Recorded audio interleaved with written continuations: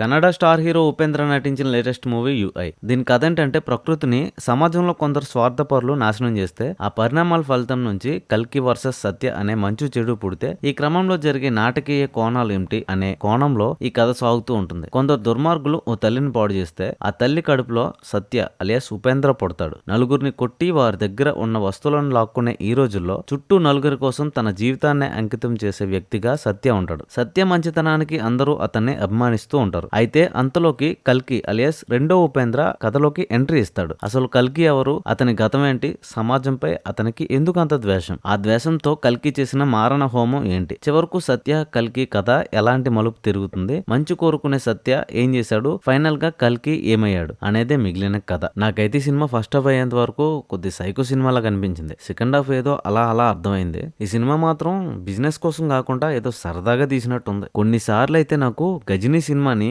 ఉపేంద్ర తన స్టైల్లో తీసాడేమో అనుకున్నాను. ఇంకొన్ని సార్లు అయితే నాకు మత్తు వదలరా సినిమాలో ఫన్నీ సీన్స్ ఉంటాయి కదా సీరియల్వి, అవి గుర్తొచ్చాయి. సినిమా అంత సీరియస్ గా నడుస్తూ ఉంటే ఆర్టిస్టులు మధ్యలో వేసే పంచ్ డైలాగ్స్ కి కాస్త రిలీఫ్ అనిపిస్తుంది. ఈ సినిమాలో ప్లస్ ఏదైనా ఉంది అంటే అది ఉపేంద్ర గారి యాక్టింగ్ అండ్ కెమెరా వర్క్ అని చెప్పొచ్చు. అండ్ అలాగే క్లైమాక్స్ లో చెప్పిన డైలాగ్స్ అంటే ఆ లైన్స్ బాగున్నాయి. సో అమ్మాయిలతో ఉన్నప్పుడు రొమాంటిక్ బీజిఎం వస్తుంది సెకండ్ హాఫ్ లో, అది కొద్దిగా డిఫరెంట్ అనిపించింది. ఇక మైనస్ గురించి మాట్లాడుకుంటే మొత్తం మైనస్ అనిపించింది నాకైతే.